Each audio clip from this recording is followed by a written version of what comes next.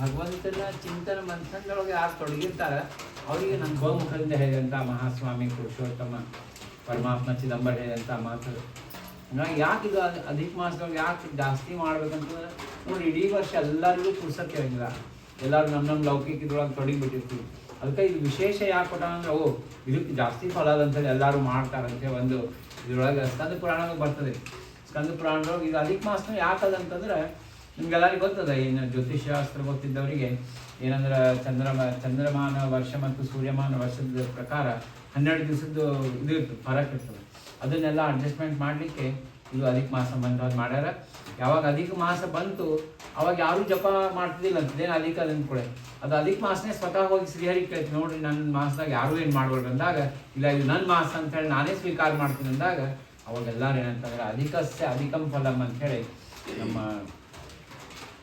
ನಮನ್ ಅವರು ಮತ್ತು ನಮನ್ ಅವ್ರ ಅಪ್ಪ ಇವ್ರನ್ನ ನಮಿತಾ ಮಂಗಲ ಅವರು ಎಲ್ಲ ನವೀನ್ ಕುಲಕರ್ಣಿ ಅವರು ಇವತ್ತು ಸತ್ಸಂಗ ಇಟ್ಕೊಂಡಾರ ಇಲ್ಲೇ.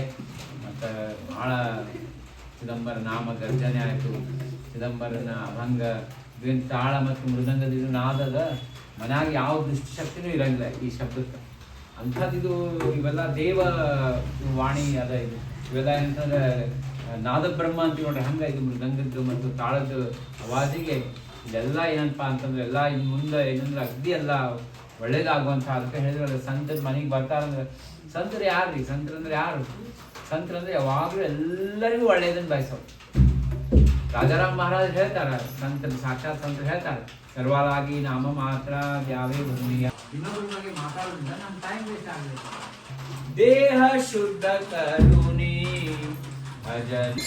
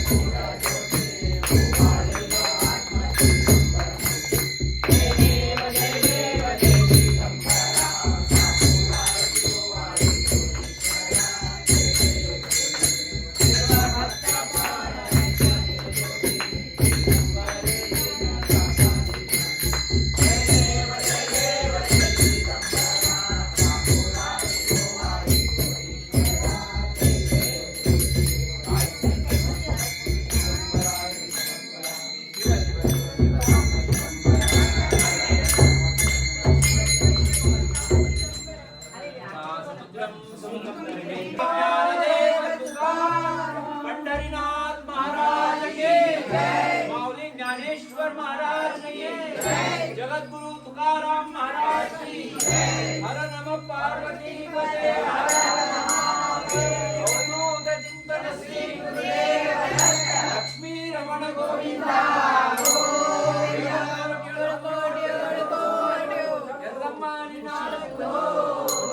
परमेश्वरी पादक शंभु सद्गुरुनाथ महाराज की जय।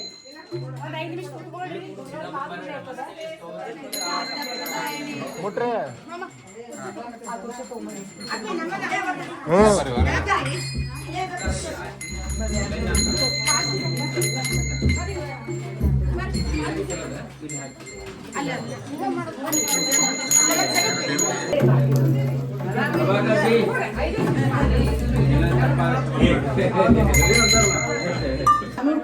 ಕಾರ್ಯಕ್ರಮ ಗುರುಗಳು ಮಾಡಿದ್ರು.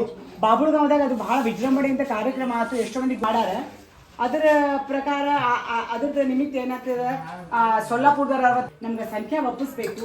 ಆಮೇಲೆ ಈಗ ಇದೊಂದು 120 ಕೋಟಿ ಹುಬ್ಳಿ ಧಾರವಾಡದ್ದು ನೀವು ಮಾಡೋದ್ರಿಂದ ಮತ್ತೆ ಬೇರೆಯವ್ರಿಗೂ ಹೇಳ್ರಿ. ಇನ್ನೊಂದು ಗುರುಗಳದ್ದು ಪೂರ್ಣಾನಂದ ಅಂತ ಹೇಳಿ ಒಂದು ಇಲ್ಲಿ ಗಾಮನಗಟ್ಟಿಯೊಳಗೆ ಅವರು 2 ಎಕರೆ ಜಮೀನು ತಗೊಂಡು ಒಂದು ಆಶ್ರಮ ಮಾಡ್ಯಾರ, ಟ್ರಸ್ಟ್. ಅದು ಏನಂತಂದ್ರೆ ಸ್ವಾಮಿ ಸಾಹಿತ್ಯ ಪ್ರಚಾರ, ಸ್ವಾಮಿ ನಾಮಸ್ಮರಣೆ, ಆಮೇಲೆ ಅಲ್ಲಿ ಗೋಶಾಲ ಮಾಡೋರಿದ್ದೀವಿ, ಅಪರಾಕಾರ್ಯದ್ದು, ಆಮೇಲೆ ಗುರುಭವನ, ಇವೆಲ್ಲ ಒಂದೊಂದೇ ಬಹಳಷ್ಟು ಪ್ರಾಜೆಕ್ಟ್ಸ್ ಅವ. ಅದು ಇವಾಗ ಬೋರ್ವೆಲ್ ಆಗ್ಯದ, ಆಮೇಲೆ ಕಂಪೌಂಡ್ ವಾಲ್ ತಯಾರಾಗ್ಯದ. ಕಂಪೌಂಡ್ ವಾಲ್ ಇನ್ನೂ ಸ್ವಲ್ಪ ಉಳಿದ, ಅದಕ್ಕೊಂದು 5 ಲಕ್ಷ ರೂಪಾಯಿ ಬೇಕಾಗಿದೆ ಇವಾಗ. ಆ್ಯಕ್ಚುಲಿ ಅದು ಆದಂಗೆ ನಾವು ಹ್ಯಾಂಗೆ ಫಂಡ್ಸ್ ಕೊಡ್ತಾ ಹಂಗೆ ಮಾಡ್ಕೊತ ಹೋಗ್ಲತ್ತೀವಿ. ಇದಕ್ಕೆ ಎಲ್ಲಾರು ನಿಮ್ಮ ಸಹಕಾರ ಸಹಯೋಗ ಬೇಕು. ಗುರುಗಳು ಎಲ್ಲೂ ಯಾರ್ದು ಮನೆಗೆ ಹೋಗಂಗಿಲ್ಲ, ಮತ್ತು ಯಾರು ಎಲ್ಲರೂ ಸ್ವಯಂ ಪ್ರೇರಣೆಯಿಂದ ಕೊಡ್ಬೋದು. ಇದು ಯಾರಿಗೂ ಒತ್ತಾಯ ಇಲ್ಲ. ಎಲ್ಲೋ ಖರ್ಚು ಮಾಡ್ತಿರ್ತೀವಿ, ಯಾರಿಗೋ ಇವಾಗ ಫಂಕ್ಷನ್ ಅಂತಂದ್ರೆ ನೋಡ್ರಿ ಸ್ಟೇಟಸ್ ಕೊಡ್ತೀವಿ. ಆದ್ರೆ ಈಗ ಏನು ಹಾಕೋದಲ್ಲ, ಅದು ನಿಮ್ಗೆ ಜನ್ಮಾಂತರದ ಪುಣ್ಯ ಅದು ಅಕೌಂಟ್ನಾಗ ನಿಮ್ಗೆ ಜಮಾ ಆಗ್ತದೆ. ಅಟ್ಲೀಸ್ಟ್ ಒಂದು 100 ರೂಪಾಯಿ 200 ರೂಪಾಯಿ ಕರೋನಾ ಶುರುವಿಂದ ಶುರು ಆಯಿತು, ಆಗ್ತಾ ಇರ್ತದೆ.